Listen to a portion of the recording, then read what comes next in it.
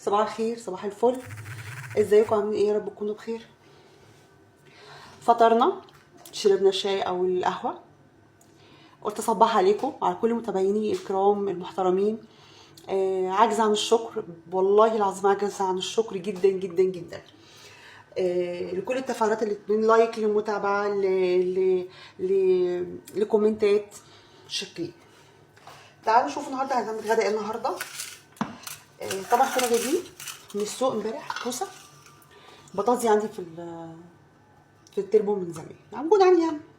بجيب الحاجه اللي ناقصاني بس. شوف اللي ناقصني واجيب. البطاطس عندي لسه بطاطس. ده كيلو اللي كنت جايباه امبارح من السوق. قشرته ووضبته اهو، هيئته، خليته كده على سنجة 10 اهو. ده كيلو بالظبط. 1 2 3 4 5 5 كوسيات اتقطعوا واتقشروا، ومعاهم بطاطسايه حلوه تمام، كبيره حلوه ماشي. وهعمل معاها، ودي بصلايه عشان هعصج بيها اللحمه المفرومه. هعمل خضار، لان احنا من زمان قوي ما كناش خضار. يعني هو بصراحه مش مفضل ان احنا ناكل خضار في الصيف، لان الصيف ده مش عايز خضار او مش عايز تقليه او طبيخ بمعنى اصح. عايز نواشف، عايز سمك.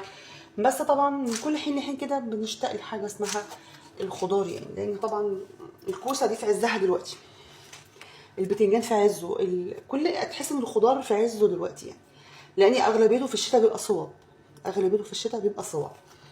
ده طبق نص كيلو ماشي. هعصجه مع البصلايه الحلوه دي، خلاص. وهعمل كوسه، طبق خضار مشكل يعتبر، كوسه وبطاطس باللحمه المفرومه، ومعها مثلا رز بشعريه. وده انا هنا اهو مظبطه الطماطم. كانت عندي طماطم مستويه في التلاجة، فعشان خاطر ما تخسرش او ان انا ما اهدرش حاجه، او انا ما بقعدش برمي حاجه بصراحه، يعني ما عادش ينفع ارمي حاجه اصلا ماشي. فقلت بقوم رايحه فرماها، حطها في الفريزر. بقوم رايحه فرماها وحطها في الفريزر. وحلو قوي كده يعني. النهارده حلو قوي، النهارده الغدا.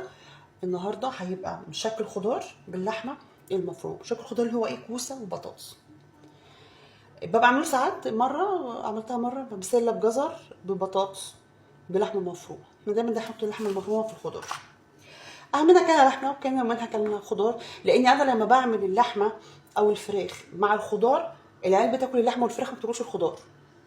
اصبح تاني يوم اقول عشان خضار يتاكل ما اعملش معاه لا فراخ ولا لحمه، عشان اضطر غصب عنهم ياكلوه. هو ده الغدا النهارده. عاجب مش عاجب ما تاكلوش، انتوا احرار. فهو ده المفروض يتبع، يعني المفروض الخضار مع اللحمه او الفراخ او اي نوع من انواع البروتين. ما تاكلش الخضار، يبقى غصب عنهم تاني يوم يتاكل حاف لوحده بقى مع رز او عقاب. عقاب. ايه المشكله؟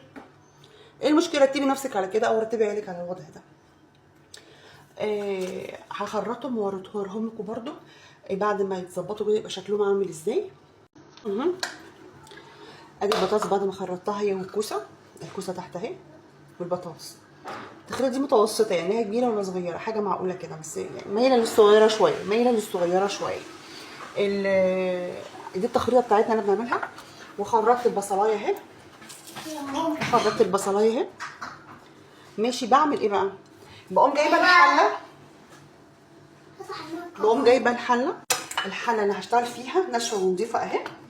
خلاص، يعني انا مش هكلف نفسي بتاع ده مواعين ولا واحده. هقوم رايحه حاطه اللحمه المفرومه مع البصل ماشي. هتقولي ايه البصل مش، لا، انا بعملها كده. جربيها. انا بعمل البصل لوحده، وبعد كده لما يدبل بحط اللحمه المفرومه. بحس ان اللحمه المفرومه بتجمد، بتنشف، ما بتعجبنيش. دي هعمل ايه؟ دي اللحمه المفرومه ده البصل اللي انا اهو. دي هشوحها، او زي ما بيقولوا هنعصجها، وبعد كده اقوم حاطه الخضار والطماطم على طول. ما هي تعصجتها ديت بمثابه ان انت سبكتها ماشي. ولا هحط زيت ولا هحط سمنه ولا هحط زبده ولا هحط اي نوع من انواع المسله خالص. هي اللحمه المفرومه فيها سمين ابيض بما فيه الكفايه. ماشي، فبينا يلا على النار. دلوقتي انا حطيت اللحمه المفرومه والبصل يتعصجوا على النار. ماشي، انا هعمل ايه بقى لما تتعصب كده على الهادي براحتها خالص. ده اول حاجه جايبه 2 مرق دجاج، دي معايا في كل حاجه، دي معايا في كل حاجه. هتقولي ليه مش ليه؟ لا ما اعرفش، دي معايا في كل حاجه. مرق دجاج حتى لو لحمه معايا فيها برضه. ماشي، فطبيعي طالما انا حطيت الاتنين مرق دجاج ما بحطش ملح الا في الاخر. ليه؟ لان دول فيهم ملح ومركزين كمان، وخاف ان انا ازود تعملها تبحوق مني خالص وتبقى. هنضيف بقى هنضيف التوابل. هحط معلقتين كزبره لان هضيف توم مفروم، وهحط معلقه واحده بس كمون. ماشي، وهحط معلقه واحده بس برضو فلفل اسمر اهو، ممكن معلقه كمان. يلا خلي الدنيا كده تبقى حلوه. ماشي، مش هحط الملح بقى الا في الاخر عشان خاطر المرقه دي انا بخاف منها لاني ببقى فاهمه كتير قوي، فهتدوب وهتتظبط وفي الاخر هدوق الاقيها عايزه هزود، مش عايزه تمام كده. بس هي في الغالب بتزود بس حاجه بسيطه، مش الحاجه الايه، مش الحاجه الكبيره. هضيفهم بقى على اللحمه عشان خاطر تتحمص كده مع اللحمه والبصل. هنا يا جماعه اللحمه اهي عشان خاطر الريحه حلوه والطعم يبقى حلو. بضيف مثلا معلقه سمنه بلدي. انا ما ضفتش في الاول لا سمنه ولا زيت ولا زبده ولا اي نوع خالص من انواع المسلوق. ماشي، يا دوب هي الحاجه اللي بتطلع من اللحمه وخلاص. وبعد كده بعمل ايه؟ بقوم رايحه منزله الخضار يتشوح مع اللحمه المفرومه، بدل ما اشوحها في حله بره. ماشي، بشوحها مع اللحمه المفرومه. يبقى ايه كل حاجه في اهي، بدل ما اقعد اخلص في حلل واعمل مش لاقي صحتي يعني. اهي نعلي الشعله لان طبعا البطاطس والكوسه فيهم ميه هينزلوا السوائل. فعلي الشعله عشان خاطر ما ايه السوائل ما تنزلش. ماشي، شوحتها خلاص. بقوم حاطه الطماطم. على فكره الطماطم دي انا حاطه فيها معلقه سكر عشان خاطر الحموضه بتاعت الطماطم. تقريبا وهتنزل السوائل بتاعتها وتبقى زي الفل.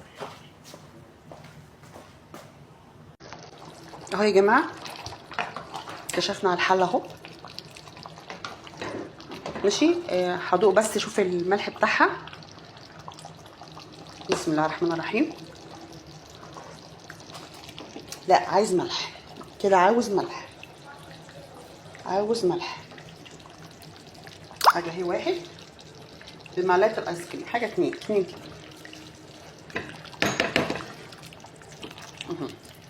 نقلب كويس جدا وعلى نار هاديه عشان خاطر الكوسه ما بتاخدش حاجه والبطاطس ما بياخدش حاجه اصلا، مش على العالي يعني. مساء الخير. احنا اتخرجنا شويه النهارده في الغدا الساعه 6:30. يلا نحط الغدا.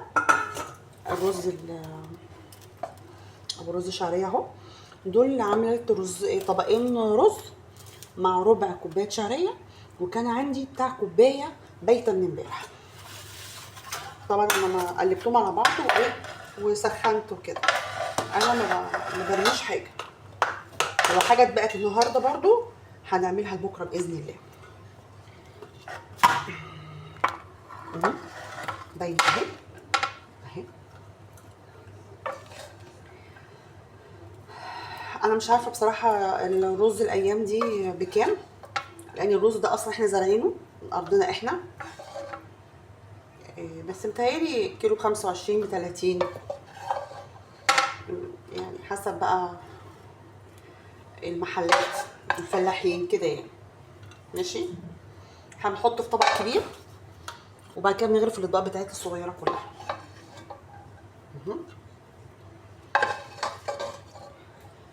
انا بقى لو كان عندي شوربه زياده بحط بسقي الرز مرقه، بتبقى طعمها حلو قوي بصراحه، بتبقى تحفه. يلا بينا على المشكل خضار باللحمه.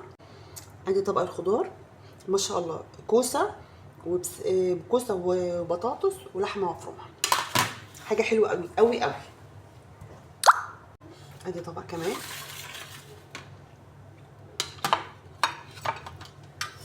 حاجات حلوه قوي ما شاء الله. حاجات تشكيله، هنعمل ايه احنا في الصيف بقى، مش عارفين نعمل ايه، اكل بقى كل حر بقى يلا ربنا يعديها على خير. وجنبها طبق مخلل. طبعا الاكل اللي مش عايزه سلطه، الخضار مبقاش معاه سلطه خالص. ادي غدانا النهارده خضار اهو والرز. ايه رايكم؟ ابعد شويه بس كده الكاميرا عشان تبقى مظبوطه. حلو قوي، اكل خفيف مفيش فيه زيت كتير ولا سمنه، دوب هي يا دوب الحاجه بتاعت اللحمه، اللحمه الحته البيضه بتاعت اللحمه بس. ماشي. لو وصلت لحد هنا يا حبيبه قلبي بعد اذنك متنسيش تحط اللايك، تعملي شير ومتابعه عشان يوصلك كل جديد وكل حديث وكل جميل وكل مفيد. مع السلامه، باي باي، توحشوني.